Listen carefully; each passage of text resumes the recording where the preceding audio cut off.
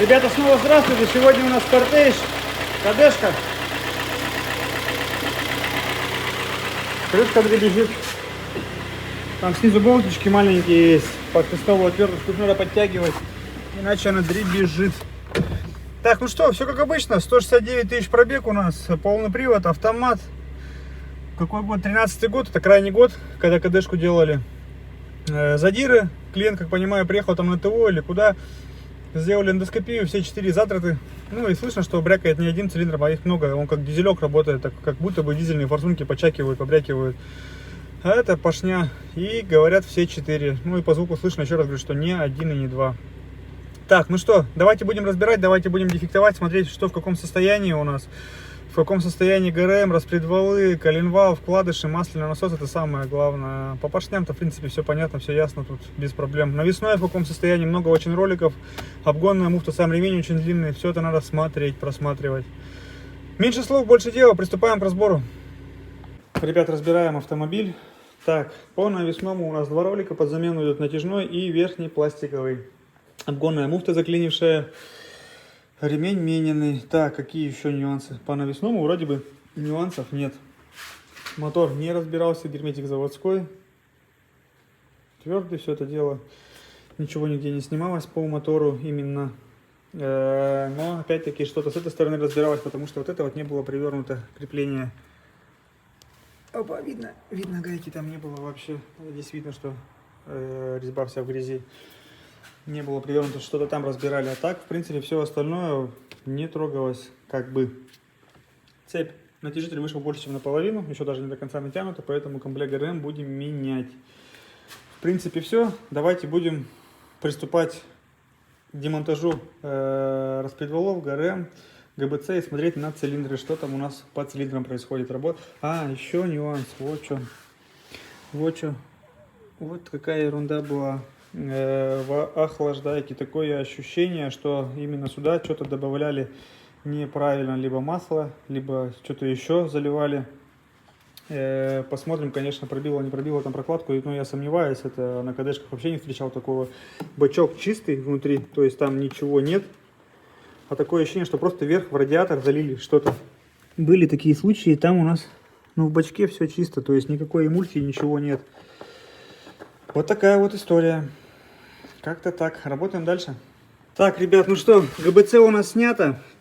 Как я предполагал, здесь ничего нигде не вижу, что где-то пробивало прокладку на масляный канал. То есть это все залили что-то в охлаждайку, не то добавляли или что, я не знаю, кто там что делал.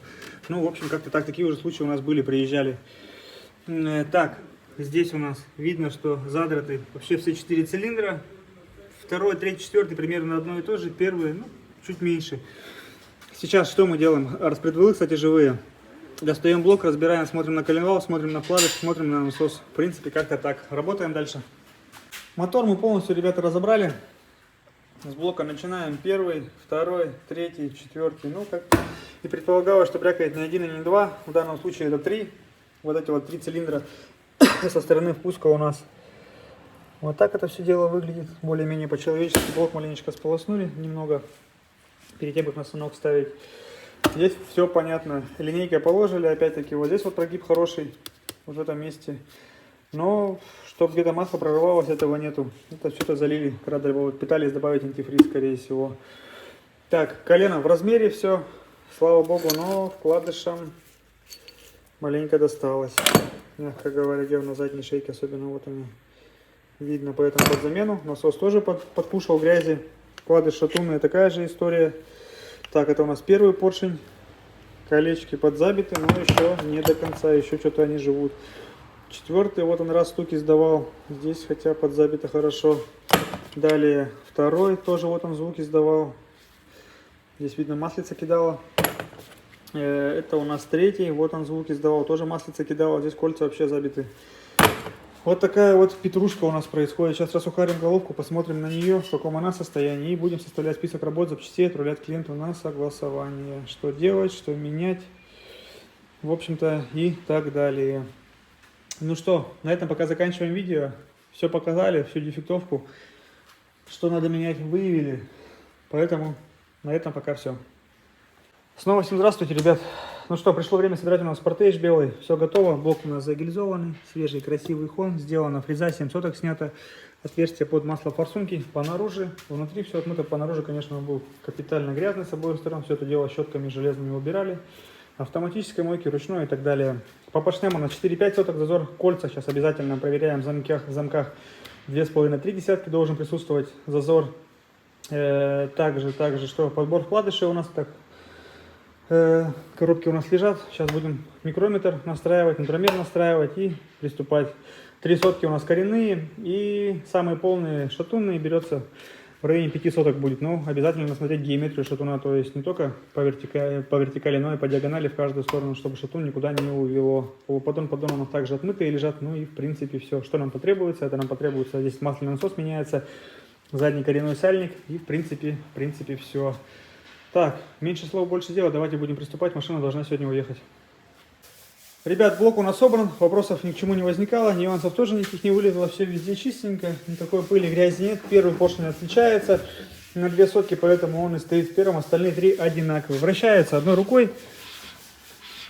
Все хорошо, все замечательно. Прокачали систему смазки. То есть маслоприемник.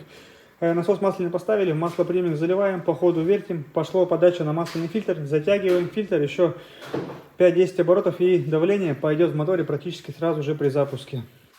Так, обязательно надо хорошо промывать, продувать все отверстия подголовочные, болты, естественно, систему смазки, все это дело хорошенько надо промывать, ребят, чтобы там ничего не оставалось.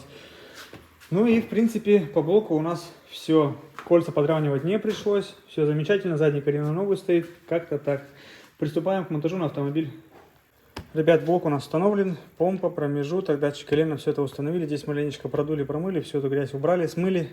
Поверхность обезжирили, первый, четвертый вверху. Обязательно проверяем при установке блока, чтобы бублик вращался, не зажало. Здесь все нормально, вращается, ничего не попало под него. Понятно. Головки особо вопросов не было, раковины были небольшие, все это дело притиркой убралось, и на седлах, и на клапанах. Сальники заменили. Зазоры 0,3 выпуск, 0,2 впуск. Сама ГБЦ ровная, фреза не потребовалась, поэтому все это дело остается. Так, болты мобиловской смазкой. Обезжириваем обычным растворителем. Вот она у нас смазка, вот это вот используем ее. Обезжириваем растворителем, чистой тряпкой. На несколько раз проходимся, что здесь, что здесь. Сейчас, пока протягиваем головку, по правой стороне собираем корпус термостата. Крепление выпуска, стартер, щуп. Ну, то есть на часок работы у нас в принципе. Приступаем к монтажу головки на автомобиль. Ребят, ГБЦ протянуто, установили распредвалы, пробежался еще раз по зазорам, все в норме, 3 десятки выпуск, 2 впуск. Установили комплект ГРМ полностью, новые башмаки, натяжитель, цепь, все это дело натянуто, все хорошо. Сейчас обезжириваем здесь, обезжириваем переднюю крышку, меняем передний коренной сальник и устанавливаем ее, устанавливаем, клапанная крышка останется навесное, это самое, ну, скажем так, легче всего. Столб мотора самое сложное мы собрали, а навесное это, конечно же, мелочи. Поэтому сейчас что? Ставим крышки и навесное. Работаем дальше. Ребят, ну что, автомобиль мы полностью собрали. Масло, антифриз залили. Старый антифриз из бачка выкачали. Залили новый. Еще раз говорю, я не знаю, что здесь было. Но такое ощущение, что просто что-то вот сюда, вот в радиаторную пробку заливали по ошибке масла какого-то. Потому как в системе нет его особо ни в печке, в этих шлангах, ничего. Вот в верхнем шланге есть маленько следы. Ну и сверху было в горловине. Больше нигде их следов этих не видел. В бачке то же самое. Я не обнаружил следов масла. Поэтому предположение такое. Дроссель помыли, но он был достаточно чистый. 2 ролика заменили, обгонная муфта новая стоит у нас. Так, что еще? Да, в принципе, все. Как у всех. Обкатка 3000, не более 3000 оборотов. Через 200 километров заменить масло, масляный фильтр. Потом раз 7000 его менять. Ну и в принципе все. 95-й бензин. Масло под допуском, опять B5. 5.30 на зиму, нулевку. Это, конечно же, будет идеально менять весной и осенью. То есть перед и после зимы. Это, конечно, автомобиль скажет вам спасибо. По поводу фирмы, да, в настоящее время я даже не знаю, что ли рекомендовать. Очень много подделок. Русские масла не советую заливать на китайских присадках. Ведут они себя отвратительно, как показала практика. Поэтому, к сожалению, кому денег не жалко, Матюль. Есть еще такое масло, не Рольф, а РВ. У нас, по крайней мере, в магазине Матюля продают именно вот это масло РВ. Залили в нашу Соренту, вроде нареканий на него нет. Не угорает, ничего, ведет себя хорошо, не чернеет быстро. По цене чуть дешевле Матюля. какие-то еще либо марки, ну, не берусь за это дело. Главное, под обыском подбирайте в проверенных магазинах, а там уже следите. То есть отвернули заливную, посмотрели, отложений нет, на щупу отложений нет, не угорает. Ну, как бы, значит, слава богу, все нормально. А если это все, какие-то намеки появились на контрафакт, лучше слейте, залейте новое. Так, ну что. Гайку обратно поставили, затянули. Здесь не было ее. Остальное, в принципе, все на своих местах. Давайте будем пробовать запускать. Так, а чтобы запускать, нам нужен ключ. Ключ здесь у нас бесключевой доступ. Вот этот.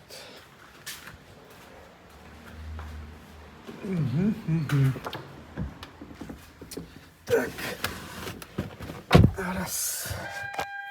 Ключ. Вот же у меня в руке. Рука, ты что? Ага, увидел.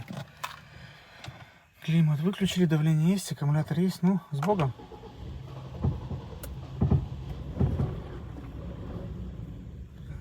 Так. Запустился. Заработал. Работает ровно. Без каких-либо посторонних шумов. Сейчас будем греть до рабочей температуры 90 градусов. Прогазовывать шланги, прокладки, сальники, все надо проверять. После этого ставить зачет, и машину можно выдавать. Пробег у нас 170, практически полный привод, автомат, 13 год. Ну, всю остальную информацию я вам сказал. Давайте послушаем снаружи, да закончим. Как он себя ведет по наружу?